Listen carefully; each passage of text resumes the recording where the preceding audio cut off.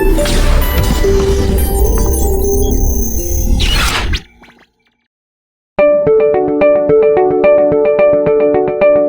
Dear students, myself Pawan Vijay, PV sir, physics faculty, Motion Kota.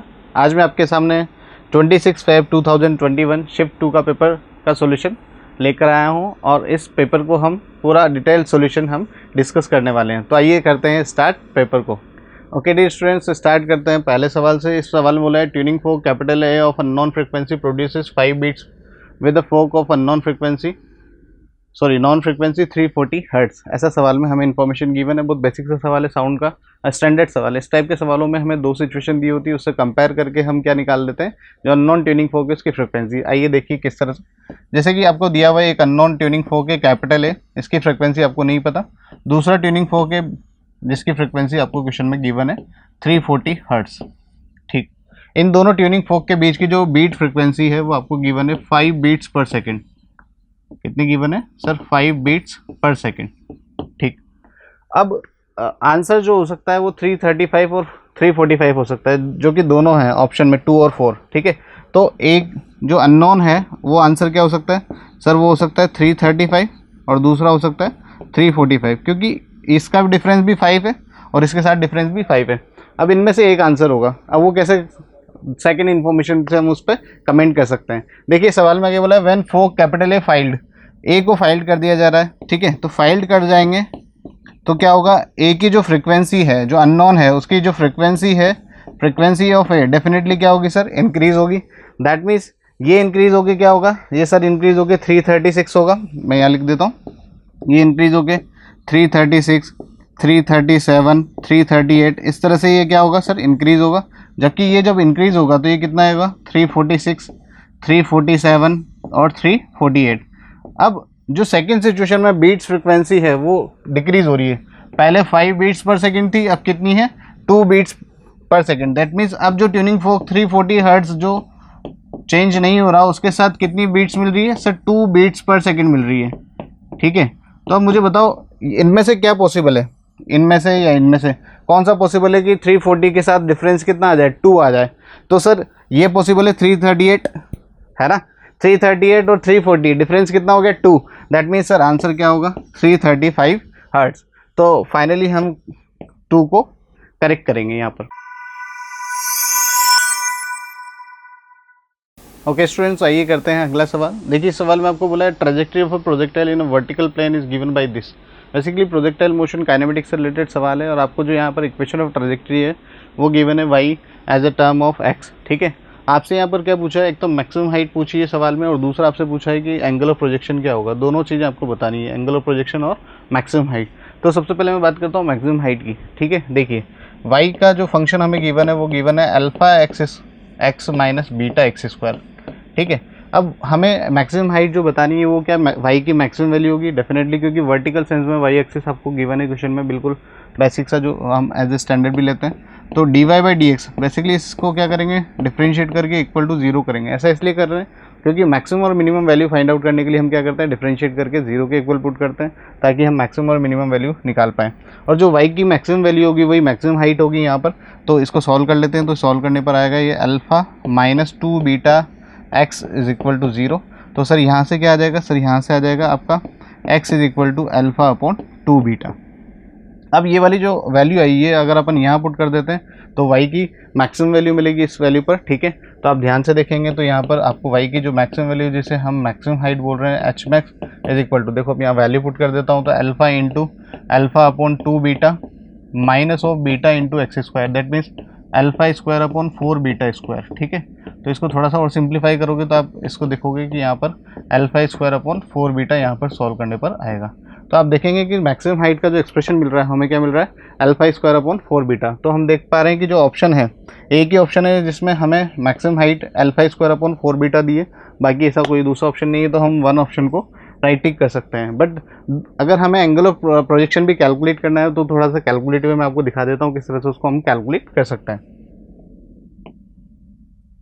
देखिए यहाँ पर हमें क्या दिया हुआ है?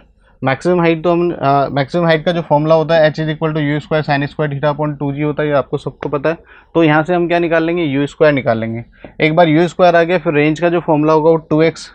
बेसिकली यहाँ पर हमने 2x क्यों लिखा, क्योंकि x हमें पता है। अगर आपको ध्यान हो तो आप किसी भी पार्टिकल को जब एंगल थीटा पर प्रोजेक्ट करते हैं प्रोजेक्टाइल में, तो इस तरह से उसका पाथ होता है। ये वाली जो डिस्टेंस होती है इसको हम रेंज बोलते हैं, और ये वाली जो डिस्टेंस होती है इसको एच मैक्स बोलते हैं, ठीक है। और ये वाली जो डिस्टेंस है ये r/2 होगी डेफिनेटली, ठीक है, क्योंकि मैक्सिमम हाइट पार्टिकल की जहाँ पर होगी वहाँ पर रेंज कितनी होगी, r/2 होगी। तो इसलिए r को हम क्या लिख सकते हैं, 2x लिख सकते हैं। और x बेसिकली क्या है सर, x जो हमने कैलकुलेट कर लिया है अल्फा अपॉन 2 बीटा, ठीक है। तो वहाँ से वैल्यू हमने यहाँ पर पुट कर दी, ये 2x इज इक्वल टू, और इसको सॉल्व कर लिया तो थीटा की वैल्यू यहाँ से tan इनवर्स अल्फा आ गई, ठीक है। तो देख लीजिए इसका सोल्यूशन आपके सामने है। ओके डियर स्टूडेंट्स, तो स्टार्ट करते हैं अगला सवाल। देखो इस सवाल में जो इन्फॉर्मेशन दी हुई है उसके अकॉर्डिंग क्या है कि एक बेसिकली आपके पास व्हील है ना, और उस व्हील का जो रेडियस है वो क्या दिया हुआ है आपको, स्मॉल r दिया हुआ है इस तरीके से। और ये क्या है, वाउंडेड है, इसके ऊपर एक थ्रेड वाउंडेड है, ठीक है। और इससे एक यहाँ पर वेट हैंग हो रहा है, ठीक है। इसका मास आपको दिया हुआ है कैपिटल M या स्मॉल m, जो भी क्वेश्चन में गिवन है, ठीक है। अब ये जो इसके ऊपर वाउंडेड है ये क्या होगा, नीचे की तरफ गिरेगा। तो नीचे की तरफ गिरेगा तो आपको बताना है कि जब ये h हाइट नीचे चला जाएगा इसकी इनिशियल पोजीशन से, इस पोजीशन को A बोल रहा हूँ, इस पोजीशन को B बोल रहा हूँ, सपोज h हाइट नीचे की हम बात कर रहे हैं। तो ये बोला है कि यहाँ पर ओमेगा स्क्वायर जो होगा एंगुलर वेलोसिटी का स्क्वायर वो क्या होगा, ये हमें कैलकुलेट करना है। तो बेसिकली यहाँ पर हम एनर्जी कंजर्वेशन लगा सकते हैं, और एनर्जी कंजर्वेशन लगाने पर हम क्या बोलेंगे, इनिशियल पॉइंट A और B के बीच में हम एनर्जी कंजर्वेशन लगा सकते हैं। तो energy conservation between point A and B, between point A and B। तो बेसिकली A और B के बीच में एनर्जी कंजर्वेशन लगाकर हम क्या कैलकुलेट कर सकते हैं, ओमेगा स्क्वायर कैलकुलेट कर सकते हैं। देखिए कैसे, क्योंकि यहाँ से जब यहाँ पर जाएगा तो इनिशियली जो एनर्जी होगी, अगर अपन रेफरेंस लेवल को यही ले लेते हैं तो इनिशियल जो एनर्जी होगी वो क्या होगी, पोटेंशियल एनर्जी सिर्फ होगी, और वो कितनी होगी mgh, ठीक है। और रिलीज़ कर रहे हैं तो और दूसरी एनर्जी यहाँ पर होगी नहीं। दूसरा, जब ये नीचे जा रहा होगा तो यहाँ पर कुछ ना कुछ इसकी काइनेटिक एनर्जी होगी जो हम हाफ mv स्क्वायर से लिखेंगे। और v की वैल्यू क्या लिखेंगे सर, ओमेगा r का होल स्क्वायर, क्योंकि basically v is equal to r omega यहाँ लिखा जा सकता है, और half i omega square. Basically rotational kinetic energy भी यहाँ पर होगी, क्योंकि यहाँ पर जो हमें व्हील दिया हुआ है, इसका मास दिया हुआ है, इसकी रेडियस दी हुई, रोटेट कर रहा है, तो यहाँ पर रोटेशनल काइनेटिक एनर्जी भी होगी, ठीक है। तो यहाँ से हम ओमेगा स्क्वायर को सोल्व करेंगे तो ओमेगा स्क्वायर सोल्व करने पर आएगा 2mgh upon i plus mr square, ठीक है। तो ऐसा ऑप्शन देख पा रहे हैं हम, फोर्थ है, तो फोर्थ ऑप्शन को हम राइट टिक करेंगे। ओके स्टूडेंट्स, आइए बढ़ते हैं, करते हैं अगला सवाल। देखिए इस सवाल में इन्फॉर्मेशन क्या दी हुई है, find the peak current and resonant frequency of the following circuit. मतलब ये तो हमसे पूछा हुआ है पीक करंट और रेजोनेंट फ्रीक्वेंसी हमें बतानी है। इन्फॉर्मेशन हमें गिवन है, इंडक्टेंस गिवन है, कैपेसिटेंस गिवन है, रेजिस्टेंस गिवन है और वोल्टेज गिवन है।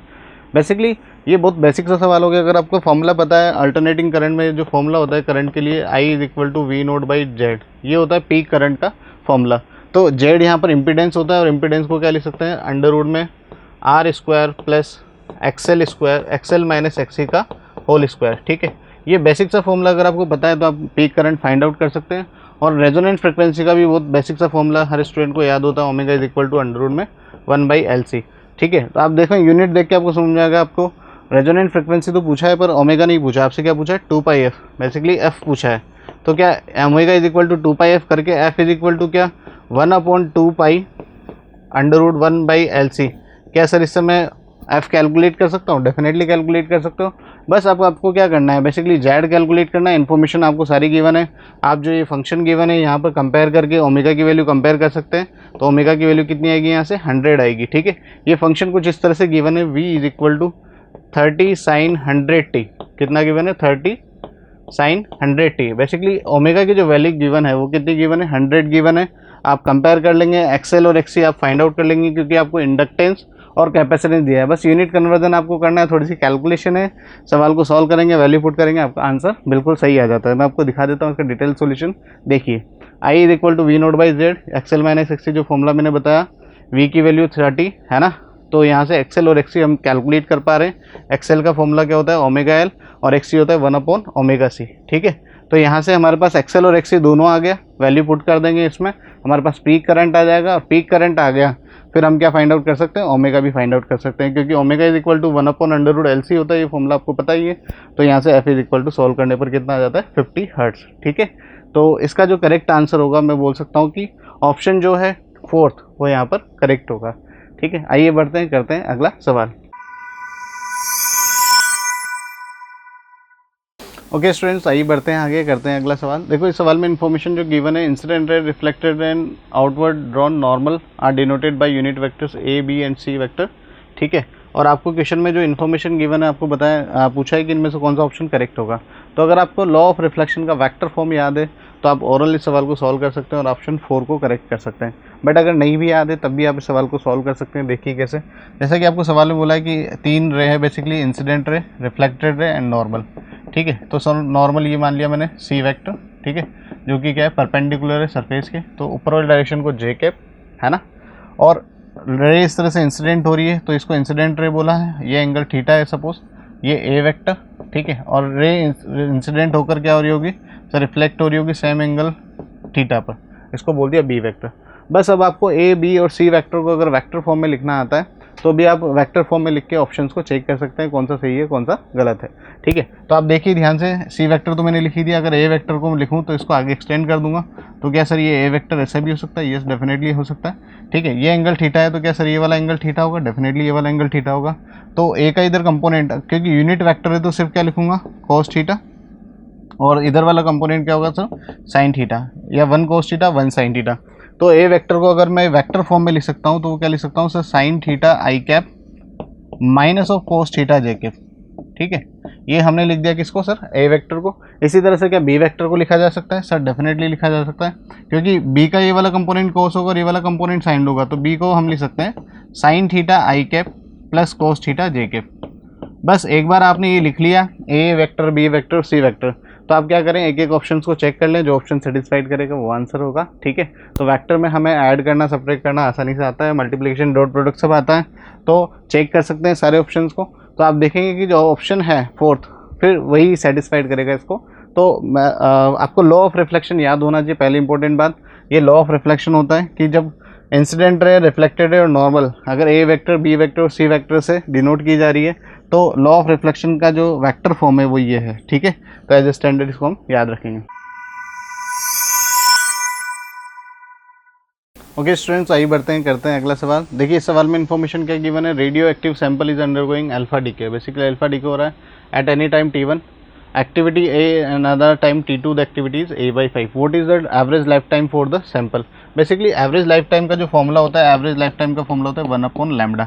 दैट मीन्स हमें लैम्डा पता लग जाए तो हम क्या बता सकते हैं, एवरेज लाइफ बता सकते हैं।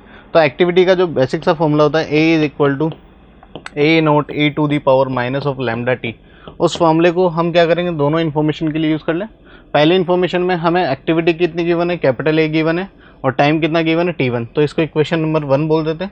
जबकि दूसरी इन्फॉर्मेशन में एक्टिविटी कितनी होगी, A/5 होगी, और टाइम, उस टाइम को बोला है T2, तो यहाँ पर क्या हो जाएगा सर, A/5 A0 e⁻⁻T2, इस इक्वेशन को बोल देते हैं 2।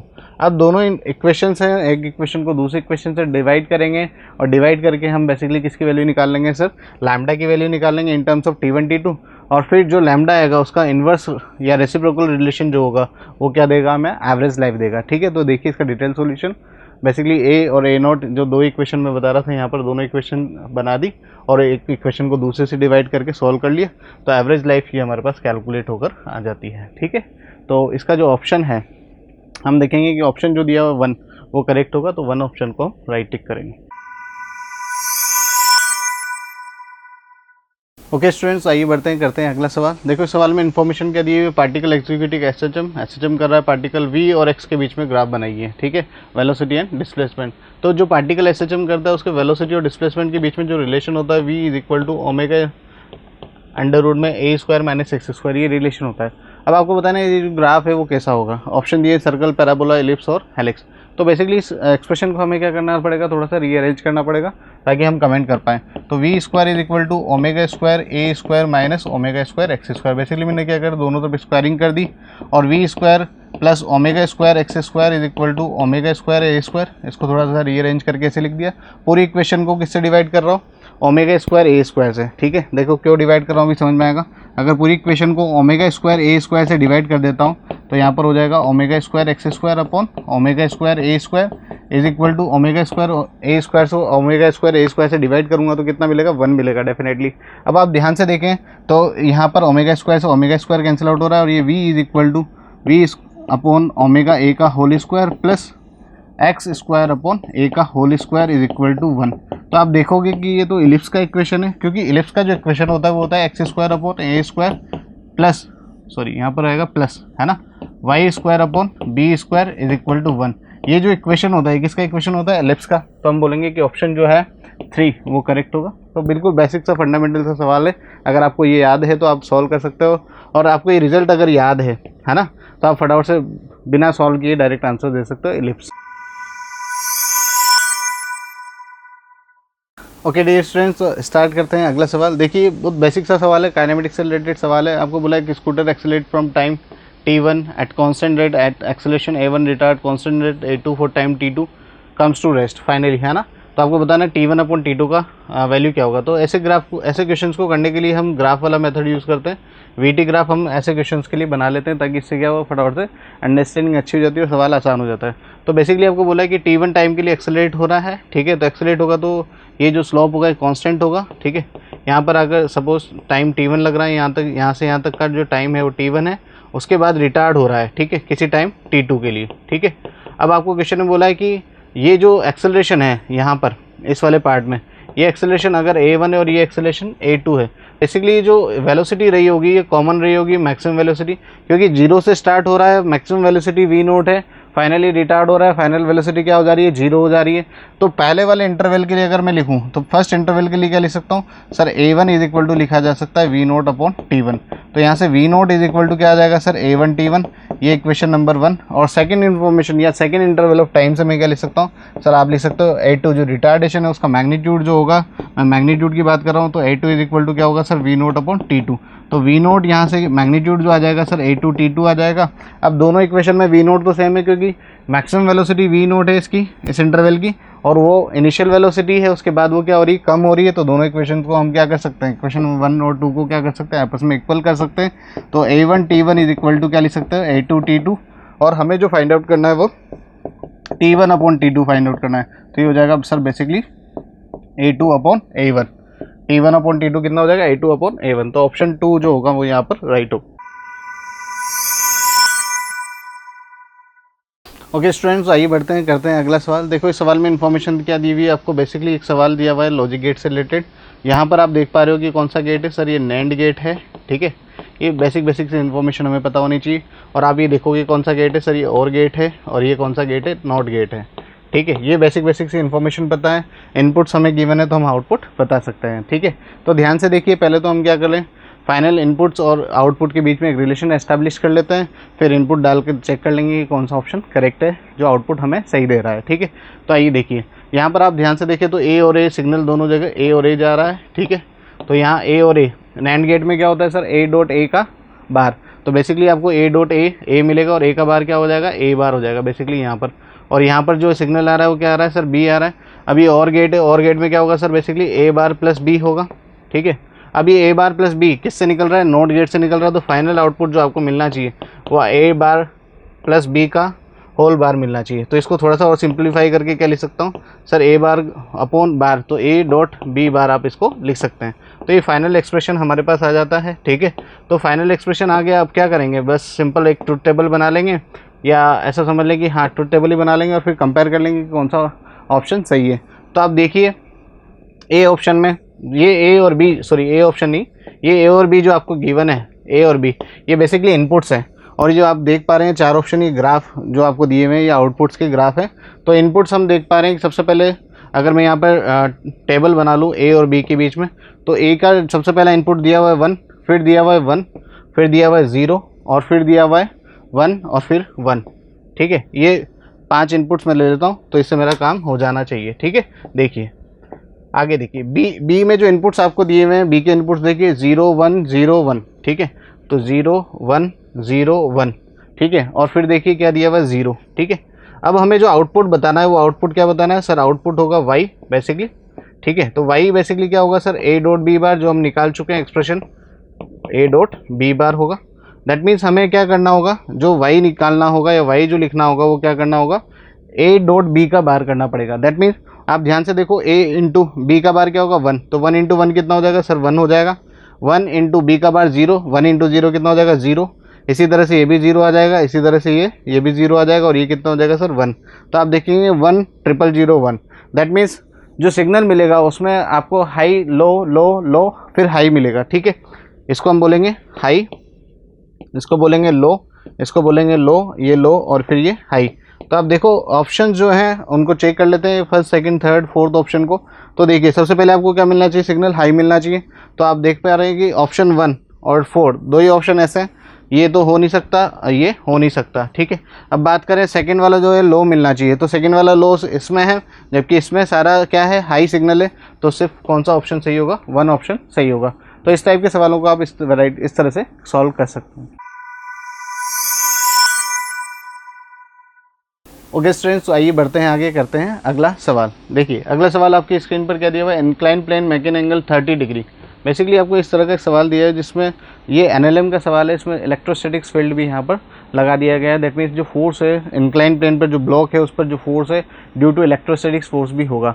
ये सवाल थोड़ा सा कैलकुलेटिव, हम बोल सकते हैं कि कैलकुलेटिव था इस पेपर में, ठीक है। पूरे पेपर में हम बोले तो सबसे ज़्यादा कैलकुलेटिव यही सवाल था, बस और कुछ भी नहीं है सवाल में। जो बेसिक कॉन्सेप्ट है इलेक्ट्रोस्टैटिक्स का, F is equal to q E, ये हर स्टूडेंट्स को पता होता है कि जो इलेक्ट्रोस्टैटिक्स फोर्स होता है उसकी वजह से फोर्स, इलेक्ट्रोस्टैटिक्स फोर्स जो होता है F is equal to q E, है ना। तो जो इलेक्ट्रिक फील्ड है उसकी वजह से फोर्स का जो मैग्नीट्यूड है F is equal to q E लिखा जाता है, वो यहाँ पर अप्लाई हो रहा है। बाकी और जो सारा कॉन्सेप्ट एनएलएम का वो है, ठीक है।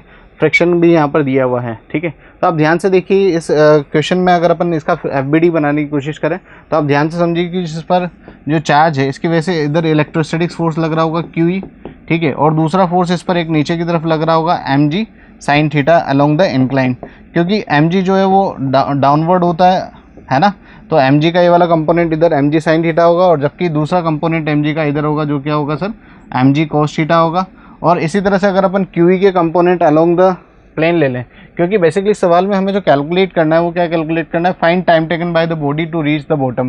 बेसिकली बॉडी ऊपर से नीचे आ रही है, तो ऊपर से नीचे आने में इसको कितना टाइम लगेगा, कितना टाइम लगेगा, इसके लिए क्या हम यहाँ पर सिंपली इसको कंपेयर कर सकते हैं इक्वेशन, सेकंड इक्वेशन से। तो s is equal to u t plus half at square यहाँ लगा सकते हैं, और रिलीज़ कर रहे हैं इसलिए इनिशियल वेलोसिटी क्या होगा सर, बॉडी का 0 होगा। तो यहाँ से T square is equal to क्या हो जाएगा 2s बाई ए। तो t is equal to √2 into S divide by A. तो बस हमें इस क्वेश्चन में क्या पता लग जाए, देखो s तो आप निकाल सकते हो आसानी से, क्योंकि 30 मीटर गिवन है, सॉरी 30 डिग्री गिवन है और ये 1 मीटर गिवन है, तो ये s तो आपका फटाफट से आ जाएगा, ठीक है, 2 मीटर। अब आपको जो कैलकुलेट करना है मेजर, वो इस सवाल में क्या कैलकुलेट करना है, एक्सेलरेशन। तो एक्सेलरेशन निकालने के लिए आपको अलोंग द इंक्लाइन क्या करना पड़ेगा, इसको FBD बनाकर सॉल्व करना पड़ेगा। और FBD बनाकर इक्वेशंस आप जब लिखेंगे सॉल्व करेंगे तो देखिए कैसा होगा। आपको पता है कि इधर की तरफ क्या लग रहा होगा सर, नॉर्मल फोर्स लग रहा होगा, और QE का एक कंपोनेंट इधर की तरफ होगा जो कि क्या होगा सर QE। बेसिकली ये एंगल थीटा है, तो सर ये वाला एंगल भी क्या होगा थीटा, तो ये QE cos थीटा हो जाएगा। और QE का दूसरा कंपोनेंट इधर की तरफ होगा, वो क्या होगा सर QE sin थीटा, ठीक है। QE sin थीटा और mg cos थीटा नॉर्मल को बैलेंस कर रहे होंगे, तो नॉर्मल की इक्वेशन यहाँ से क्या बन जाएगी sir, mg cos theta plus QE sin theta, ठीक है। ये नॉर्मल की इक्वेशन यहाँ से बन जाएगी।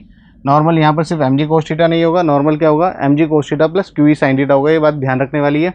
बाकी अब कुछ भी नहीं है। अब आपको पता है कि जो फ्रिक्शन लग रहा होगा किधर लग रहा होगा, अपोजिट डायरेक्शन में, क्योंकि ब्लॉक जो नीचे आ रहा है तो फ्रिक्शन किधर लग रहा होगा, ऊपर की तरफ लग रहा होगा, रिटार्ड कर रहा होगा यहाँ पर।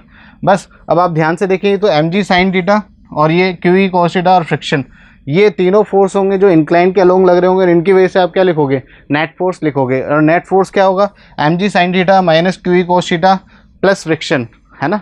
तो अब इसको सॉल्व करके हम बेसिकली क्या निकाल लेंगे, एक्सेलरेशन निकाल लेंगे। तो आइए इसके डिटेल सॉल्यूशन पर देखिए।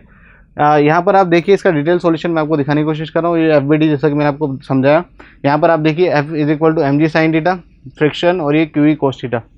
अब यहाँ पर बेसिकली n की जो वैल्यू है जो मैंने वहाँ पर लिखी थी वो यहाँ पर पुट कर दी है, सॉल्व कर दिया है। फोर्स हमारे पास इतना आ गया, तो A is equal to F/m से एक्सेलरेशन आ गया, तो T is equal to 2s, है ना, 2s बाई बेसिकली जो हमें इंफॉर्मेशन गिवन थी t is equal to 2s/g, है ना। तो बेसिकली ये g है यहाँ पर, इसको सॉल्व कर लेंगे तो ये आ जाएगा आपका बेसिकली 1.3 सेकेंड, ठीक है।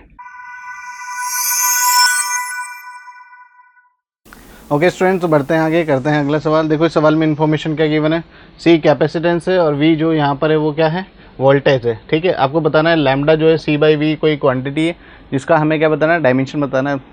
सिंपल सा सवाल है, बस हमें थोड़ा सा पता हो कि जो c है कैपेसिटेंस और v क्या है, वोल्टेज है।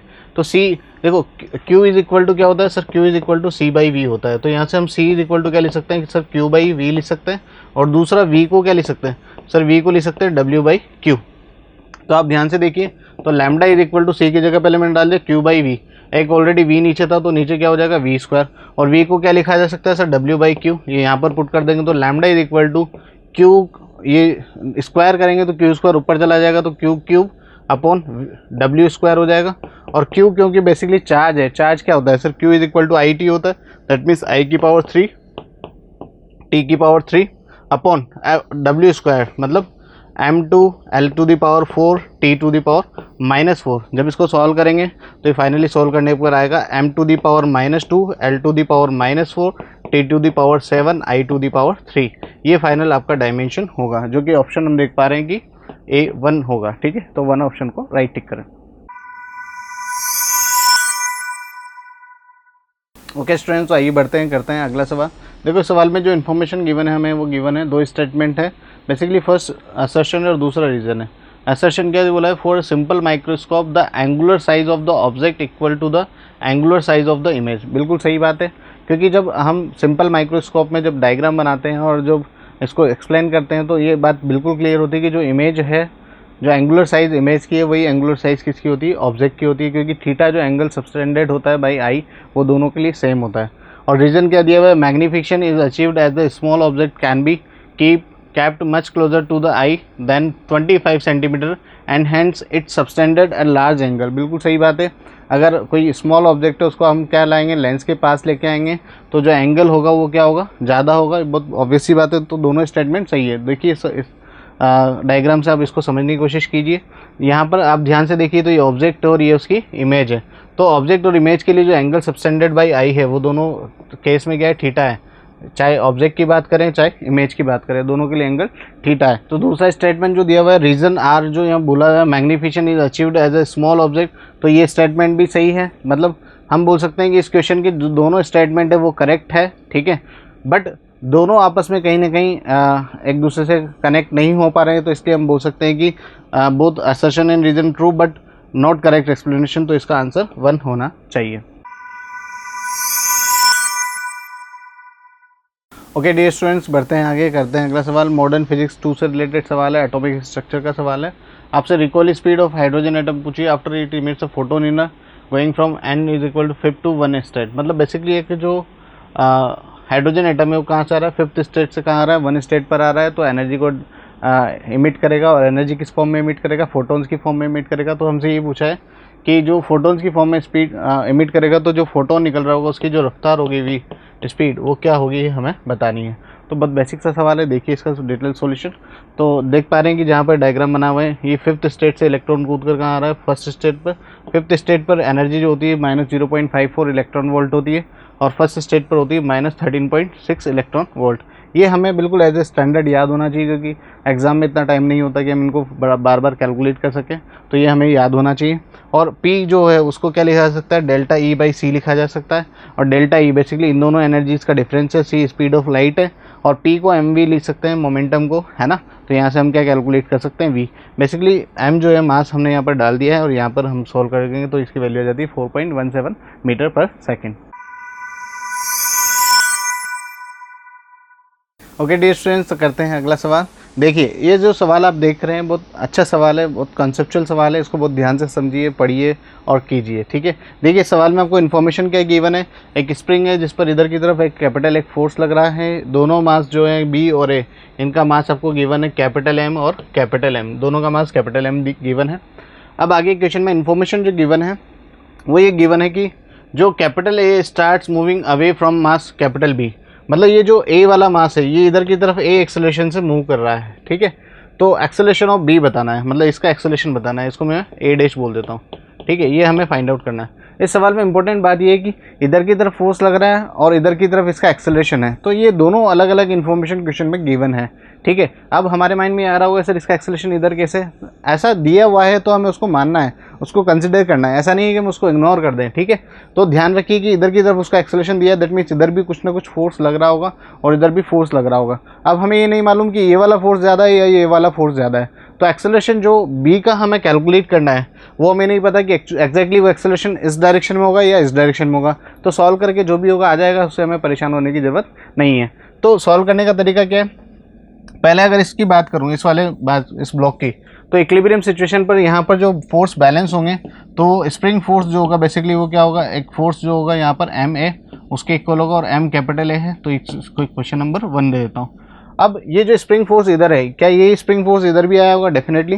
तो अगर मैं बी वाले पॉइंट का एफबीडी बनाऊँ, तो बी वाले पॉइंट का मास तो कैपिटल एम है, इधर की तरफ स्प्रिंग फोर्स एफएससी होगा।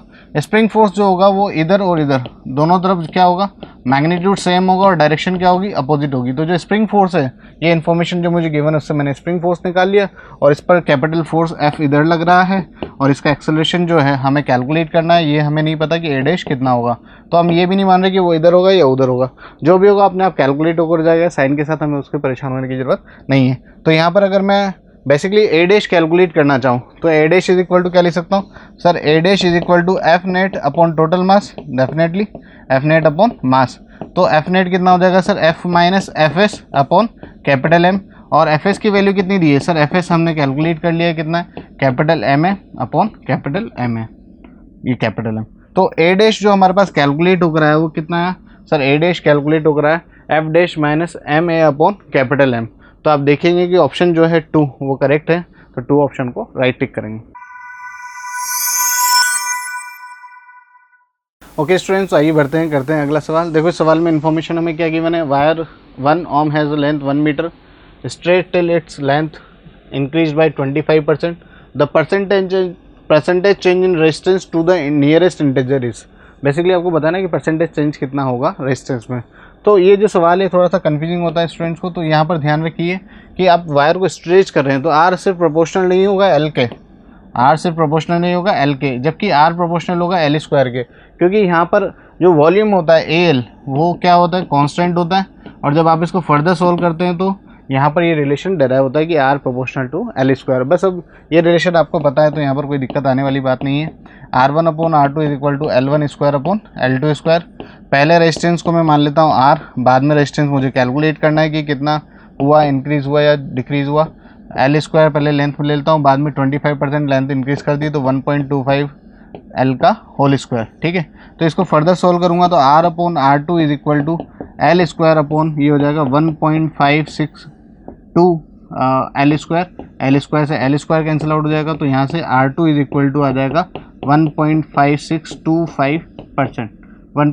ये बेसिकली R की वैल्यू होगी, ठीक है। इसको थोड़ा सा सही से लिख देते हैं, देखिए ये हो जाएगा आपका 1.562, ठीक है, और ये हो जाएगा R बेसिकली। अब आप देख पा रहे हैं कि जो R की वैल्यू है वो 0.562 इंक्रीज़ होगी। दैट मीन्स अगर परसेंटेज में मैं बताऊं तो परसेंट में बोल सकता हूँ 56% क्या हो रही होगी, इंक्रीज़ हो रही होगी। तो ऑप्शन जो 4 है वो यहाँ पर करेक्ट होगा। फोर्थ ऑप्शन को राइट टिक करें। देखिए इस सवाल में इन्फॉर्मेशन हमें क्या गिवन है, स्टेटमेंट टाइप का सवाल है। Statement 1, the seconds pendulum has a time period of 1 second. बिल्कुल इनकरेक्ट बात है, 1 सेकेंड नहीं होता, जबकि हमें पता है कि सेकेंड्स पेंडुलम का जो टाइम पीरियड होता है वो 2 सेकेंड होता है। बिल्कुल थ्योरेटिकल सवाल है, आपको याद होना चाहिए इसका टाइम पीरियड 2 सेकेंड होता है। और स्टेटमेंट 2 क्या बोला, it takes precisely 1 second to move between the 2 extreme position. ये बात बिल्कुल सही है कि जो ये प्लस ए और माइनस ए के बीच में जो पार्टिकल ऑसिलेट कर रहा होगा, ये बात बिल्कुल सही है कि ये वाला टाइम कितना होगा, ये वाला टाइम 1 सेकेंड होगा। क्यों? क्योंकि टोटल टाइम अगर 2 सेकेंड है तो माइनस ए से प्लस ए जाने में उसको t/2 टाइम लग रहा होगा, दैट मीन्स 1 सेकेंड लग रहा होगा। तो मैं बोल सकता हूँ कि स्टेटमेंट 1 तो इनकरेक्ट है, जबकि स्टेटमेंट 2 क्या है, करेक्ट है। तो इसका जो करेक्ट आंसर है वो 3 होगा।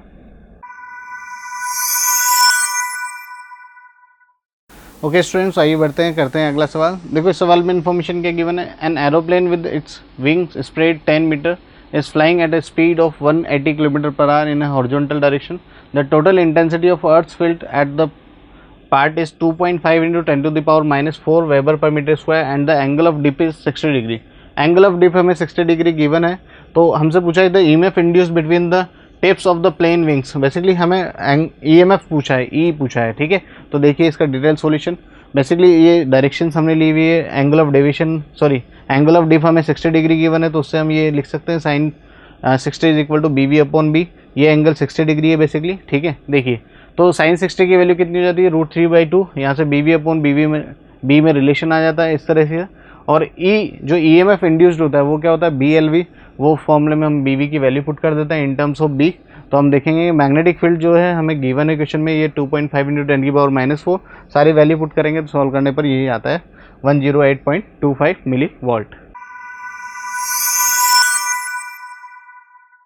ओके स्टूडेंट्स, आइए बढ़ते हैं आगे, करते हैं अगला सवाल. देखिए नेक्स्ट सवाल आपको दिया हुआ है, the length of metallic wire is L1 when the tension in T1, it is L2 when the tension is T2. तो ओरिजिनल लेंथ पूछिए. बेसिकली इलास्टिसिटी जो चैप्टर है वहाँ से बिल्कुल बेसिक सा सवाल है. यंग्स मॉडुलस का अगर आपको ये फॉर्मूला पता है, y is equal to F/A upon delta L upon L, तो ये फॉर्मूला अगर आपको याद है तो ये सवाल आप आसानी से सॉल्व कर सकते हैं. बेसिकली हमें जो दो इन्फॉर्मेशन गिवन है उसमें हमें अलग अलग टेंशन और अलग अलग लेंथ गिवन है. दो इक्वेशन बनाएंगे, एक को दूसरे से डिवाइड करेंगे, फाइनल आंसर हमारे पास आ जाएगा. देखिए पहले इन्फॉर्मेशन में मैं यंग्स मॉडुलस, अगर y है यंग्स मॉडुलस तो चेंज होगा नहीं, तो फर्स्ट इन्फॉर्मेशन के लिए अगर मैं लिखूँ तो क्या लिख सकता हूँ, बेसिकली टेंशन अपॉन एरिया है ना, A upon basically delta L, L1 minus L. मैं मान लेता हूँ जो एक्चुअल लेंथ तो रही होगी वो L रही होगी, तो L1 minus L upon L रहा होगा. इसको इक्वेशन नंबर 1 बोल देता हूँ. सेकंड सिचुएशन में यंग्स मॉडुलस तो चेंज होने से रहा, तो y is equal to F/A. F basically अब कितना हो जाएगा सर, ये T2 हो जाएगा, T2/A upon L2 minus L upon L. ये इक्वेशन नंबर 2 बोल देता हूँ. दोनों इक्वेशन को एक दूसरे से डिवाइड करिए, L की वैल्यू निकालिए, आपका फाइनल आंसर आ जाएगा. देखिए इसका डिटेल सॉल्यूशन मैं आपको दिखा देता हूँ. आप देखिए यहाँ पर आपने क्या किया, वही दोनों यंग्स मॉडुलस वाला फॉर्मूला यूज़ करके दो रिलेशन बना लिए, दोनों को डिवाइड करके यहाँ से क्या निकाल लिया, L निकाल लिया. तो मैं बोल सकता हूँ कि ऑप्शन जो 4 है वो यहाँ पर करेक्ट होगा. ओके डियर स्टूडेंट्स, तो बढ़ते हैं आगे, करते हैं अगला सवाल. देखिए इस सवाल में इंटरनल एनर्जी का जो एक्सप्रेशन आपको गिवन है, U is equal to 3VV+4. आपको बेसिकली ये बताना है कि जो गैस है वो किस टाइप की गैस है ना. तो बेसिकली डिग्री ऑफ फ्रीडम से ही हम ये कमेंट कर सकते हैं कि जो गैस है वो कौन सी है, और डिग्री फ्रीडम को हम इंट्रोड्यूस करेंगे. तो इस एक्सप्रेशन को मैं इस तरह से लिख सकता हूँ, U is equal to 3PV+4 है ना, ये हमें गिवन है. और U जो होता है इंटरनल एनर्जी होती है गैसेस के लिए, तो KDG में हमें फॉर्मूला पता है, F/2 nRT. ठीक है, ये फॉर्मूला होता है इज इक्वल टू 3PV+4. ठीक है, और PV इज इक्वल टू क्या होता है सर, nRT होता है. ठीक, तो nRT की जगह क्या पुट कर सकते हैं, PV. तो F/2 into PV is equal to 3PV+4. तो पूरी इक्वेशन को अगर मैं PV से डिवाइड कर दूँ तो यहाँ पर आ जाएगा F/2 is equal to 3 + 4 upon PV. तो F को 2 को भी उधर शिफ्ट कर दूँ तो F इज इक्वल टू हो जाएगा सर 6 + 8/PV. तो आप देखेंगे कि जो वैल्यू आपको मिलने वाली है F डिग्री ऑफ फ्रीडम की वैल्यू, वो डेफिनेटली किससे ज़्यादा होगी, 6 से ज़्यादा होगी. 6 से ज़्यादा होगी तो मैं बोल सकता हूँ कि जो गैस होगी वो कैसी होगी, पॉली एटॉमिक गैस होगी. ठीक है, तो पॉली एटॉमिक गैसेस के लिए डिग्री ऑफ फ्रीडम 6 से ज़्यादा होती है, तो यहाँ पर 1 ऑप्शन करेक्ट होगा. ओके डियर स्टूडेंट्स, तो करते हैं अगला सवाल. देखिए इस सवाल में इन्फॉर्मेशन क्या दी हुई है, an electric dipole is placed. Basically electrostatics का सवाल पूछा हुआ है कि electric dipole is placed in the at the centre of hollow sphere. मतलब होलो स्फीयर के बीच में क्या रख दिया, इलेक्ट्रिक डायपोल रख दिया. तो आपसे पूछा है the flux of electric field through the sphere is 0 but the electric field is not 0 anywhere in the sphere. Basically flux जो होगा 0 होगा है ना, और आपको बोल रहा है कि इलेक्ट्रिक फील्ड 0 नहीं होगा. तो देखिए डायग्राम से इस बात को समझते हैं. ये वाला डायग्राम आप देखिए इस साइड वाला, तो यहाँ पर आप देखिए कि होलो स्फीयर है, उसके अंदर मैंने क्या रख दिया, इलेक्ट्रिक डायपोल रख दिया. तो उस इलेक्ट्रिक डायपोल की वजह से अगर मैं चाहूँ तो इलेक्ट्रिक फील्ड की सब तरफ डायरेक्शन कैलकुलेट कर सकता हूँ. तो मैं देखूंगा कि नेट जो फ्लक्स होगा वो तो 0 होगा, क्योंकि फ्लक्स तो फाइनाइट तो 0 होगा, बट इलेक्ट्रिक फील्ड 0 नहीं है. दैट मीन मैं बोल सकता हूँ कि जो स्टेटमेंट 1 है वो क्या होगा, करेक्ट होगा. जबकि स्टेटमेंट 2 की बात करूँ, 2 में क्या बोला है, if capital R is the radius of solid metallic sphere and the cube is the charge, total charge on it है ना. एक मेटेलिक सरफेस है तो चार्ज कहाँ आ जाएगा, उसकी सरफेस पर आ जाएगा सारा. The electric field at any point on the spherical surface of radius small r, जो कि कैपिटल R से कम है, वहाँ पर इलेक्ट्रिक फील्ड क्या होगा, 0. But electric flux passing through close spherical surface not 0. तो अगर अपन ध्यान से समझें इस बात को तो देखिए डायग्राम कुछ इस तरह से होगा। एक स्फेरिकल चार्ज कंडक्टर है और मेटेलिक है, तो सारा चार्ज कहाँ आ जाएगा, सरफेस पर आ जाएगा। मैं यहाँ पर कोई गाउशियन सरफेस अज्यूम कर रहा हूँ ये वाली, तो इस गाउशियन सरफेस के अंदर इलेक्ट्रिक फील्ड भी जीरो होगा और इलेक्ट्रिक फ्लक्स भी जीरो होगा, दोनों जीरो होंगे। क्यों? क्योंकि बेसिकली यहाँ पर कोई चार्ज नहीं है, तो चार्ज एनक्लोज नहीं है, तो Q enclose upon epsilon not, ये होता है फ्लक्स का फॉर्मूला। तो इलेक्ट्रिक फील्ड भी जीरो होगा और ये आपका जो फ्लक्स है वो दोनों भी जीरो होगा। तो मैं बोल सकता हूँ कि जो स्टेटमेंट 2 है वो इनकरेक्ट हुआ। तो यहाँ पर जो हमें क्वेश्चन में गिवन है स्टेटमेंट 2 जो है वो इनकरेक्ट है, तो हम देखेंगे कि ऑप्शन जो है 1 वो करेक्ट होगा। Statement 1 is true but statement 2 is false. Okay dear students, बढ़ते हैं आगे, करते हैं अगला सवाल। देखिए इस सवाल में आपको बोला है the highest frequency modulating a carrier is 5 kilohertz then the number of AM broadcast station accommodated in 90 kilohertz bandwidth are. Basically formula based सवाल है, कम्युनिकेशन से रिलेटेड सवाल है। अगर आपको नंबर ऑफ स्टेशन से रिलेटेड फॉर्मूला याद है तो आप इस सवाल को आसानी से डील कर सकते हैं। नंबर ऑफ स्टेशन जब भी कैलकुलेट करना हो, आपको जो टोटल बैंडविड्थ दी है उसको डिवाइड कर दें 2 इंटू हाइएस्ट बैंडविड्थ, ठीक है। तो हाईएस्ट फ्रिक्वेंसी जो गिवन है उससे डिवाइड कर देंगे तो आपके पास फाइनल आंसर आ जाएगा। तो देखिए नंबर ऑफ स्टेशन का जो फॉर्मूला है मैं आपको बता रहा हूँ, अगर ये फॉर्मूला पता है तो डायरेक्टली आपको बैंडविड्थ, टोटल बैंडविड्थ कितनी गिवन है 90 किलोहर्ट्ज और 2 इंटू हाइएस्ट 5 किलोहर्ट्ज गिवन है क्वेश्चन में, तो इसको सॉल्व करेंगे तो कितना जाएगा 9। बहुत बेसिक सा सवाल है, इसलिए कम्युनिकेशन से रिलेटेड फॉर्मूलों को जरूर से ज़रूर याद रखें। ओके स्टूडेंट्स, आइए बढ़ते हैं आगे, करते हैं अगला सवाल। देखिए इस सवाल में आपको क्या इन्फॉर्मेशन गिवन है। 1 mole of rigid diatomic gas performs a work of Q/5 when Q heat supplied on it. The molar heat capacity of the gas during this transformation is this. Basically molar heat capacity that means आपसे C पूछा हुआ और C की value हमें given है XR/8, तो हमें compare करके बताना है कि X की वैल्यू क्या होगी। तो इस सवाल को हम कर सकते हैं थर्मोडायनेमिक्स के लॉ से। थर्मोडायनेमिक्स लॉ क्या होता है, delta Q is equal to delta U plus W, ठीक है। और आपको W की वैल्यू कितनी गिवन है, Q/5, तो डेल्टा Q जो कि Q गिवन है, तो Q is equal to delta U plus Q/5। तो यहाँ से delta U is equal to आ जाएगा आपका Q minus Q/5 that is equal to 4Q/5, ठीक है। ये बात आपको समझ में आ गई। ये बेसिकली डेल्टा U है, सॉरी यहाँ पर इसको करेक्ट कर लेते हैं।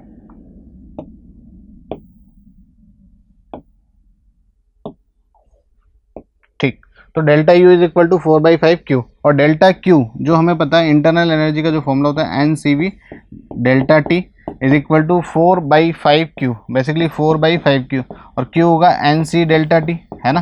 तो आप ध्यान से देखिए तो N से N कैंसिल आउट हो गया, डेल्टा T से डेल्टा T कैंसिल आउट हो गया, तो C is equal to 5/4 CV, यहाँ से हमारे पास रिलेशन आ जाता है, C is equal to 5/4 CV। तो बेसिकली ये कांस्टेंट वॉल्यूम पर स्पेसिफिक हीट है और ये C क्या है, आपको जो क्वेश्चन में पूछा है मोलर हीट कैपेसिटी है जो हमें बतानी है। तो CV जो होगी, गैस हमें कौन सी दी हुई, डायटोमिक, तो CV की वैल्यू फॉर डायटोमिक गैस कितनी होती है, 5/2R होती है, ठीक है। ये आपको एज ए स्टैंडर्ड याद होनी चाहिए। बस अब ये वैल्यू यहाँ पुट कर देंगे तो C इज इक्वल टू कितना आ जाएगा 5/4 इंटू CV और CV कितना है 5/2R है। तो यहाँ से C की वैल्यू जो कैलकुलेट होकर आ रही है 25R/8 आ जाती है और ये हमें क्वेश्चन में गिवन है कितना XR/8। तो आप सिंपल इन दोनों को कंपेयर कर लोगे तो X की वैल्यू आप देख लोगे कितनी आ जाएगी 25। तो फाइनल आंसर कितना हो जाएगा सर, 25 होगा। ओके स्टूडेंट, तो बढ़ते हैं आगे, करते हैं अगला सवाल। देखिए इस सवाल में आपको बोला है पार्टिकल एग्जीक्यूटिव SHM कर रहा है पार्टिकल, है ना, टाइम पीरियड T है, तो इट्स स्पीड है half of the maximum speed और वो दी हुई है कितनी √XA/2 the value of X। Basically आपको क्या बताना है, X की वैल्यू बतानी है, ठीक है। तो जैसा कि क्वेश्चन में हमें गिवन है तो हमें समझ में आ रहा है कि फॉर्मूला जो होगा V is equal to omega √ में A² X²। तो वेलोसिटी और डिस्प्लेसमेंट के बीच में जो रिलेशन है वहाँ से सवाल पूछा गया है, ठीक है। दूसरा सवाल है इस पेपर में जो पूछा गया है SHM से रिलेटेड। तो यहाँ पर ध्यान रखें कि जो मैक्सिमम वेलोसिटी हमें पता है V मैक्स कितना होता है सर, A ओमेगा होता है और हमें ये बताएं हमें जो पोजीशन गिवन है वो मैक्सिमम स्पीड से हाफ पर गिवन है, मतलब V जो हमें गिवन है स्पीड वो क्या गिवन है, मैक्सिमम स्पीड की हाफ गिवन है, V dash is equal to V max divide by 2। तो V की जगह क्या पुट कर देंगे A⍵/2 और दोनों तरफ क्या कर दें, स्क्वायरिंग कर दें, तो ये हो जाएगा ω² A² माइनस X²। तो यहाँ पर हम क्या करेंगे, सॉल्व कर लेंगे इसको, A⍵² divide by 4 is equal to ω² A² minus of ω² X²। तो यहाँ पे कंपेयर करके जब अपन X की वैल्यू कैलकुलेट कर लेंगे तो ω² X² इज इक्वल टू हमारे पास सॉल्व हो के आएगा यहाँ पर ओमेगा स्क्वायर √3/4 ए स्क्वायर, ठीक है। तो यहाँ से जब इसको सॉल्व कर लेंगे तो x की जो वैल्यू आ जाएगी वो आ जाएगी √3a/2, ठीक है। तो x की वैल्यू ये सॉल्व करने पर ये आ रही है, तो हम कंपेयर करेंगे, इन दोनों को आपस में कंपेयर कर लो। तो x की वैल्यू कितनी आ जा रही है 3। तो इंटीजर टाइप का सवाल है, इसका आंसर होगा 3। ओके स्टूडेंट्स, आइए बढ़ते करते हैं अगला सवाल। देखो इस सवाल में इन्फॉर्मेशन क्या दी हुई, 2 streams of photons processing energy is equal to twice and the 10 times of work function of the metal are incident on the metal surface successively. The value of the ratio of maximum velocity of the photoelectrons emitted in the two expressive cases is x ratio y। तो आपको x की value बतानी है। Basically बहुत simple सा सवाल है। आपको क्या बोला है, दो आपके पास स्ट्रीम से जो फोटोन्स गिर रहे हैं, तो जो एनर्जीज गिवन है दोनों की अलग अलग गिवन है, जबकि वर्क फंक्शन जो है वो सेम है। दैट मीन्स एक फोटोन जो गिर रहा है उसकी एनर्जी जो है वर्क फंक्शन की क्या है, ट्वाइस। दैट मीन्स इसकी एनर्जी तो है E1 इज इक्वल टू 2/5, और दूसरा जो फोटोन गिर रहा है इसकी एनर्जी जो आपको गिवन है वो गिवन है 10/5, ठीक है। और यहाँ पर जो वर्क फंक्शन गिवन है मेटल सरफेस का, है ना, वर्क फंक्शन वो कितना गिवन है सर, 5 गिवन है। अगर हम ये मान लेते हैं, क्योंकि आपको क्वेश्चन में इन्फॉर्मेशन ये दी हुई है, तो अब यहाँ से जो इलेक्ट्रॉन निकलेगा और यहाँ से जो इलेक्ट्रॉन निकलेगा, इसकी जो वेलोसिटी, इसकी V1 मान लेता हूँ, इसकी V2 मान लेता हूँ। तो मुझसे बोला है कि इन दोनों केसेस में जो वेलोसिटीज़ होगी इनका रेशो जो है V1:V2, ये मुझे क्वेश्चन में गिवन है x:y, ये मुझे कैलकुलेट करना है और फिर मुझे बताना है कि x की वैल्यू क्या होगी।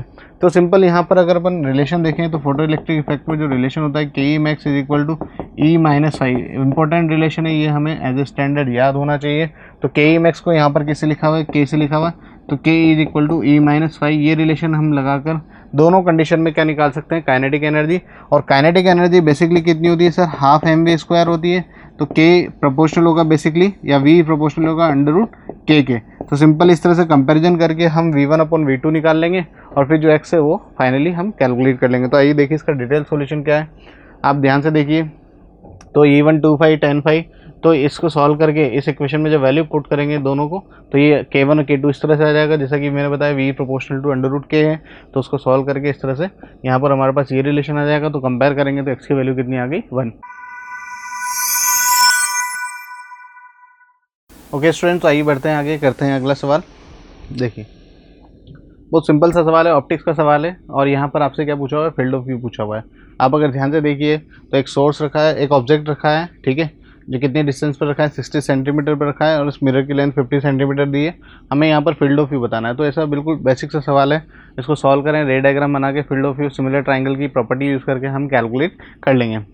तो बेसिकली एक रे तो हम यहाँ पर इंसिडेंट करेंगे इससे ऐसे, और दूसरी रे इंसिडेंट करेंगे ऐसे। तो ये रिफ्लेक्टेड रे पीछे जाकर जहाँ पर ये पोर्शन जो होगा, ये वाला पोर्शन, ये बेसिकली आपका क्या हो जाएगा सर, फील्ड ऑफ व्यू, है ना। तो इधर सिमिलर ट्राइंगल हम बना लेंगे, सिमिलर ट्राइंगल बनाकर सिंपल हम ये फील्ड ऑफ व्यू कैलकुलेट कर लेंगे। तो आइए देखिए इसका डिटेल सॉल्यूशन। देखिए डायग्राम, यहाँ पर आपने ऑब्जेक्ट से रे इंसिडेंट करी प्लेन मिरर के 2 एंड्स पर, ये रिफ्लेक्टेड रे जहाँ पर इंटरसेक्ट करी वहाँ पर इमेज फॉर्मेशन हो जाएगा। और आप ध्यान से देखिए तो जो ट्राइंगल है IMP और IQR, आप ध्यान से देखिए IMP और IQR ये सिमिलर हैं। तो QR/25, बेसिकली अगर ये पता लग जाए तो इसका डबल कर देंगे तो फील्ड ऑफ व्यू हमें पता लग जाएगा। तो QR/25 = 180/60। तो यहाँ से QR की वैल्यू कितनी आ गई, बेसिकली सर 75 आ जाएगी ये वैल्यू, और ये 75 आ गई, इसका डबल होगा क्योंकि दोनों ट्राइंगल, ऊपर वाला ट्राइंगल और नीचे वाला ट्राइंगल दोनों सिमिलर हैं, बिल्कुल सेम है। तो डबल कर देंगे तो यहाँ पर फील्ड ऑफ व्यू हमारे पास आ जाएगा 150 सेंटीमीटर। ओके स्टूडेंट्स, आइए बढ़ते हैं, करते हैं अगला सवाल। देखिए नेक्स्ट सवाल जो आपको दिया हुआ है जेनर डायोड से रिलेटेड दिया हुआ है। जेनर डायोड का यहाँ पर जो हमें ब्रेक डाउन वोल्टेज गिवन है VZ, वो गिवन है 30 वोल्ट। ब्रेक डाउन वोल्टेज हमें पता है कि इस वोल्टेज पर जेनर डायोड चाहे रिवर्स बायस हो या फॉरवर्ड बायस हो, करंट हमेशा पास होगा, कंडक्शन होगा दोनों कंडीशन में। तो बेसिकली अगर मैं यहाँ से मान लेता हूँ कि यहाँ से I करंट निकल रहा है, कितना निकल रहा है I, तो इधर मान लेता हूँ सपोज I1 करंट गया, इधर सपोज I2 करंट गया। तो सिंपली दोनों ये जो 30 वोल्ट है और 90 वोल्ट है, इनका जो इफेक्ट होगा यहाँ पर कितना 60 हो जाएगा, 60 वोल्ट और डिवाइड बाई 4 किलो ओम। यहाँ से हम क्या निकालेंगे, करंट निकाल लेंगे और फिर यहाँ पर सॉल्व कर लेंगे। देखिए इसका डिटेल सॉल्यूशन मैं आपको दिखा देता हूँ। यहाँ पर सपोज I करंट निकाला, इधर I1 इधर I2, ठीक है।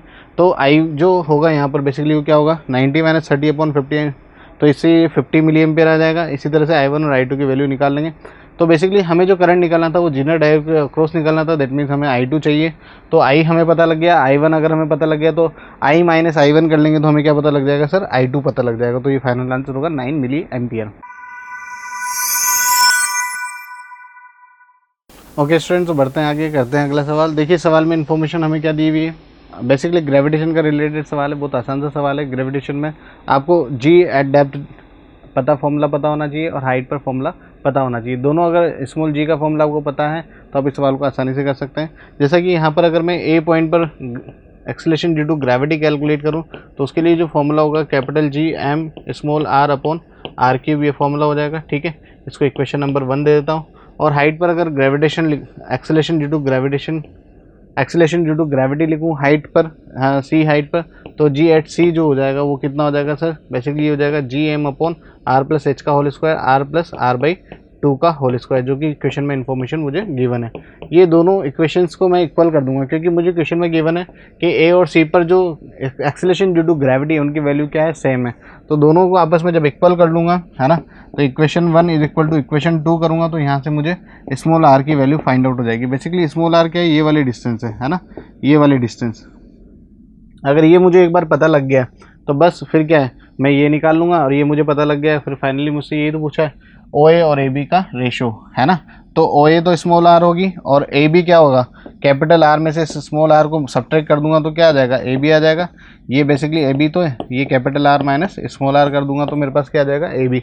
तो जब आर की वैल्यू सॉल्व करेंगे यहाँ से दोनों इक्वेशन को तो आएगी 4r/9, है ना, 4r/9, कैपिटल आर बाई 9। अब ये आ गई तो हम क्या निकाल लेंगे सर, ए बी निकाल लेंगे। तो यहाँ पर निकाल लेता हूँ, A B is equal to आ जाएगा कैपिटल आर माइनस 4r/9, तो ये आ जाएगा 5r/9। ठीक है, तो हमें जो रेशो बताना है ओ ए अपॉन ए बी, तो ये रेशो जो आ जाएगा ये आ जाएगा 4r/9/5r/9। तो आप देखेंगे 9r और 9r से 9r कैंसिल आउट हो गया, ये रेशो आ जाएगा 4:5। तो ये जो आपको बोला है x/y बोला है और x की वैल्यू पूछी है तो x की वैल्यू कितनी आ जाएगी सर, 4 आ जाएगी। ओके डियर स्टूडेंट्स, तो करते हैं अगला सवाल। देखिए नेक्स्ट सवाल में आपको क्या इन्फॉर्मेशन गिवन है, 27 similar drops of mercury are maintain 10 volt each, all these spherical drops combine into a single big drop, the potential energy of the bigger drop is times that of the smaller drop. देखिए जब भी इस तरह के सवाल drop वाले सवाल पूछे जाएं तो उसके लिए आपको जो रिलेशन है वो आपको याद होने चाहिए, क्योंकि एग्जाम में आपके पास इतना टाइम नहीं होता कि आप उनको प्रॉपर दोबारा से सॉल्व आउट कर सकें। तो मेरा सजेशन ये है कि इनको याद रख लें, फॉर्मूला को याद होना चाहिए आपको। अगर पोटेंशियल से रिलेटेड सवाल आए तो फाइनली जो बिगर ड्रॉप का जो पोटेंशियल होगा वो स्मॉल ड्रॉप के पोटेंशियल का n की पावर 2/3 इंटू वी होगा। ठीक है, जबकि पोटेंशियल एनर्जी का अगर रिलेशन आए तो u dash is equal to n⁻⁵ into u होगा। अगर आपको ये रिलेशंस पता है और तो आप इस तरह के सवाल कर सकते हैं। जैसा कि इस बार के एनालिसिस में जो जेईई मेन का एनालिसिस है, हमने जब देखे सारे पेपर तो कम से कम 3 से 4 सवाल ऐसे 6 पेपर में पूछे गए हैं। तो आप देखिए जो ड्रॉप वाले जो इस तरह के सवाल हैं, जब कंबाइन कर रहे हैं बहुत सारे ड्रॉप में, बहुत सारे ड्रॉप को मिलाकर एक बड़ी ड्रॉप बना रहे हैं या एक बड़ी ड्रॉप से बहुत सारी छोटी छोटी ड्रॉप्स में स्प्लिट कर रहे हैं, तो वहाँ पर पोटेंशियल और पोटेंशियल एनर्जी के सवाल पूछे जा सकते हैं। तो मेरा पर्सनली सजेशन है कि आप ये वाले फॉर्मूले याद रखें। तो यहाँ पर तो फॉर्मूला ये वाला यूज़ होगा क्योंकि यहाँ पर पोटेंशियल एनर्जी के बारे में हमसे पूछा है या हमसे सिंपल कंपेरिजन करवाया है। तो बड़ी ड्रॉप की पोटेंशियल एनर्जी स्मॉल एनर्जी की, तो यू डैश अपॉन यू अपन को पूछा है और एन की वैल्यू कितनी 5/3। ठीक है, एन हमें कितना गिवन है सर, 27 गिवन है, इसकी पावर कितना 5/3। तो ये बेसिकली सॉल्व करने पर आ जाएगा 243। ठीक है, तो विद इन 30 सेकंड अगर आपको रिलेशन पता है तो आप इस वैरायटी के सवाल सॉल्व कर सकते हैं। बट फिर भी अगर आप चाहें डिटेल सॉल्यूशन तो मैं आपको दिखा सकता हूँ उसका डिटेल सॉल्यूशन। देखिए ये सेल्फ एनर्जी जो होती है स्फीयर, उसका फॉर्मूला ये होता है ना। तो स्मॉल ड्रॉप के लिए पोटेंशियल एनर्जी ये हो जाएगी, वॉल्यूम चेंज नहीं होता जैसे कि हमें पता है, तो आर और स्मॉल आर में रिलेशन ये आ जाता है। ठीक है, लार्ज ड्रॉप के लिए अगर बात करें तो पोटेंशियल ये हो जाएगा। तीनों इक्वेशन को जब सॉल्व करेंगे तो फाइनली आपके पास रिलेशन जो आ जाता है वो ये आ जाता है जो मैं आपको बताना चाह रहा था, और इसको सॉल्व करेंगे तो फाइनली 243 आता है। ओके स्टूडेंट्स, आइए बढ़ते हैं, करते हैं अगला सवाल। देखिए सवाल में इन्फॉर्मेशन क्या दी हुई है, the volume of a given mass of monoatomic gas changes with temperature T according to relation this, है ना। The work done when temperature changes by 90 kelvin will be XR। तो आपको x की वैल्यू बतानी है और R यहाँ पर गैस कांस्टेंट है। तो बेसिकली सवाल में जो हमें वर्क डन कैलकुलेट करना है और वर्क डन के लिए हमें जो रिलेशन पता है DW इज इक्वल टू होता है PdV। ठीक है, आप ध्यान से देखिए यहाँ पर जो P है, अगर अपन आइडियल गैस इक्वेशन की बात करें तो P V is equal to N R T, तो यहाँ से P इज इक्वल टू क्या होगा, N R T upon V. ठीक है, अब यहाँ पर क्योंकि हमें वॉल्यूम की इन्फॉर्मेशन गिवन तो D W is equal to हम लिख सकते हैं N R T upon V D V. और जो हमें टेम्परेचर गिवन है वो कितना 90 केल्विन चेंज हो रहा है। दैट मीन्स हमें क्या करना है, इंटीग्रेट करना पड़ेगा यहाँ पर, क्योंकि आप देखिए यहाँ पर जो वॉल्यूम है वो टेम्परेचर के साथ वेरी कर रहा है। दैट मीन्स हमें वर्क डन फाइंड आउट करना होगा, तो क्या करना होगा, फाइनली इंटीग्रेट करना होगा। ठीक है, तो 0 टू W और T1 टू T2 हम इनको इंटीग्रेट करेंगे। इंटीग्रेट करने से पहले यहाँ पर dV और V की वैल्यू हमें पुट करनी होगी। V की वैल्यू तो हमें क्वेश्चन में गिवन है dV। देखो अगर अपन ध्यान से देखें तो क्योंकि V हमें गिवन है k T to the power 2/3, तो यहाँ से dV इज इक्वल टू क्या आ सकता है sir, 2/3 k T to the power 2/3 -1। ठीक है, दैट इज इक्वल टू कितना हो जाएगा सर, ये -1/3 हो जाएगा।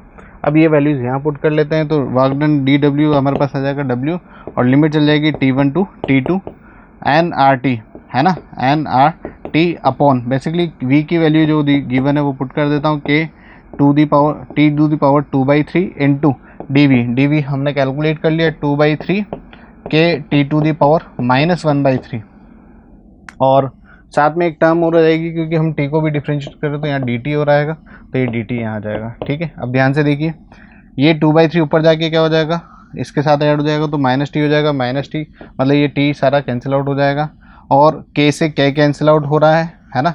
तो आप देखिए ये W इज इक्वल टू जो आएगा 2/3 एन आर, अंदर सिर्फ बचेगा हमारे पास DT, और इंटीग्रेशन होगा T1 टू T2। ठीक है, DT का इंटीग्रेशन हमें पता है T होता है, और ये फाइनली हमारे पास आ जाएगा 2/3। नंबर ऑफ मोल्स अगर कुछ नहीं दिया हुआ है तो 1 मान लेना चाहिए, है ना, monoatomic gas number of mole कुछ नहीं दिया तो 1 मान लें, 2/3 इंटू आर, और ये इंटीग्रेशन जो हो जाएगा इसका T हो जाएगा, और यहाँ आ जाएगा T2 माइनस T1। और ये टेम्परेचर चेंज ही तो हमें कितना गिवन है, 90 केल्विन गिवन है, तो यहाँ पुट कर देते हैं, तो 2/3 R इंटू 90। तो आप देखेंगे कि इससे 30 टाइम्स कैंसिल आउट होकर ये कितना आ रहा है सर, ये आ रहा है 60R। कितना आ रहा है, 60R। तो हमें जो बताना है इसमें बेसिकली XR को कंपेयर करना है, मतलब ये वर्क डन किसके इक्वल गिवन है क्वेश्चन में, XR के इक्वल गिवन है। तो सिंपल इन दोनों को जब कंपेयर कर लोगे आप तो X की वैल्यू कितनी मिल जाएगी सर, X की वैल्यू मिल जाएगी आपको 60। ठीक है, तो फाइनल आंसर यहाँ पर होगा 60। ओके स्टूडेंट्स, बढ़ते हैं आगे, करते हैं अगला सवाल।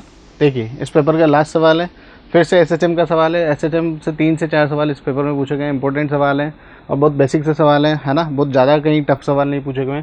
जैसा कि सवाल बोला है, time period of simple pendulum is capital T, the time taken to complete 5/8 oscillation starting from mean position is alpha upon beta into T। तो आपको बताना है कि अल्फा की वैल्यू क्या होगी। तो सिंपली इस सवाल को अगर अपन देखें, अगर फेजर डायग्राम से देखें, कोई पार्टिकल अगर मीन पोजीशन से स्टार्ट हो रहा है और मैं फेजर ले रहा हूँ वाई प्रोजेक्शन पे क्लॉकवाइज सेंस में, तो सपोज पार्टिकल कहाँ से स्टार्ट हो रहा है सर, मीन पोजीशन से, है ना, यहाँ से स्टार्ट हो रहा है। तो फिर 5/8 ऑसिलेशन का मतलब क्या है, इसको समझे सबसे पहले। तो 5/8 ऑसिलेशन का मतलब क्या है, मतलब एक ऑसिलेशन का मतलब क्या, यहाँ से चल के वापस यहाँ आना होता है। यस, मैं बोलूँ हाफ ऑसिलेशन का मतलब क्या, यहाँ से चल के यहाँ आना हुआ। ठीक है, हाफ ऑसिलेशन और कंप्लीट ऑसिलेशन और 5/8 ऑसिलेशन। तो 5/8 ऑसिलेशन का मतलब क्या होगा, क्या 5/8 को ऐसे लिखा जा सकता है, 5/8 इज इक्वल टू 1/2 प्लस 1/8, है ना। आप देखो ऐसे लिखा जा सकता है क्या सर, अगर ऐसे लिखा जा सकता है तो आपको समझ में आएगा कि पार्टिकल अगर ए से चला और ये बी पॉइंट है, तो ए से बी जो आया वो हाफ ऑसिलेशन हो गया, और हाफ का भी हाफ, दैट मीन्स वो कहाँ होगा, बिल्कुल यहाँ पर होगा। ये वाली डिस्टेंस कितनी होगी, -a/2 होगी। ठीक है, तो ये वाला जो प्रोजेक्शन जहाँ पर होगा पार्टिकल का ये, ठीक है, तो यहाँ पर बेसिकली आपको ये बताना है कि यहाँ से यहाँ तक कितना एंगल ट्रेवल करके आया है, और ये अगर एंगल पता लग जाए तो हम क्या निकाल पाएंगे, टाइम निकाल पाएंगे। और टाइम एक बार आ गया तो सिंपल कंपेयर करके हम आंसर निकाल लेंगे। तो समझने वाली बात सिर्फ यही है कि आपको समझ में आना चाहिए पार्टिकल ए से चला और फाइनली कहाँ पहुँचा, सी पर, जो कि कहाँ पर होगा, बिल्कुल ये मीन पोजीशन। अगर आप ध्यान से देखें तो ये कौन सी मीन पोजीशन, ये -a और इधर +a। तो मीन पोजीशन से +a, फिर +a से मीन पोजीशन, और मीन पोजीशन से वो कहाँ आया होगा सर, ये यहाँ पर आया होगा -a/2 पर। कहाँ पर आया होगा, -a/2। तो ये जो ऑसिलेशन हुआ होगा, ये ऑसिलेशन कितना होगा, 5/8 ऑसिलेशन होगा। ठीक है, तो आप ध्यान से देखिए, क्या ये वाला एंगल आप बता सकते हैं सर, डेफिनेटली बता सकते हैं। ये वाला एंगल होगा आपका 60 डिग्री। ठीक है, ये 60 डिग्री होगा तो ये 30 डिग्री होगा, दैट मीन्स इसको बोल सकते हैं π/6। और ये तो हमें पता है सर पाई होता है, तो फाइनली जो एंगल हो जाएगा पाई बाई 6 प्लस पाई हो जाएगा ये वाला एंगल टोटल। तो फाइनल एंगल हमारे पास हो जाएगा pi plus pi by 6। That means मैं बोल सकता हूँ कि सर एंगल हो गया 7 पाई बाई 6। बस एंगल पता लग गया, दैट मीन्स हमें पता लग गया कि ए से जो फाइनल सी पोजीशन है उसमें एंगल कितना ट्रेवल करना पड़ रहा है पार्टिकल को, 7 पाई बाई 6। अब तो क्या है, अब तो हमें पता है कि सर 2 पाई के लिए जो टाइम लग रहा है वो टी लग रहा है, तो टी के लिए कितना लगेगा सर, सॉरी पाई के लिए कितना लगेगा सर, टी बाई 2 लगेगा। तो मैं बोल सकता हूँ कि 7 पाई बाई 6 के लिए, किसके लिए, 7 पाई बाई 6 के लिए जो टाइम लगेगा क्या वो 7t बाई 12 लगेगा? Yes sir, definitely 7t by 12 लगेगा। सिंपल कंपेयर कर लो, यहाँ पर अल्फ़ा की जो वैल्यू आपको दिखाई देगी वो कितनी दिखाई देगी, 7। तो फाइनल आंसर यहाँ पर होगा 7। ठीक है, तो आशा करता हूँ आपको पेपर समझ में आया होगा, डिस्कशन आपको क्लियर होगा। ये था आपका सेकेंड शिफ्ट का पेपर। ओके डियर स्टूडेंट्स, तो ये था आपका 26 Feb सेकेंड शिफ्ट का paper. Thank you so much.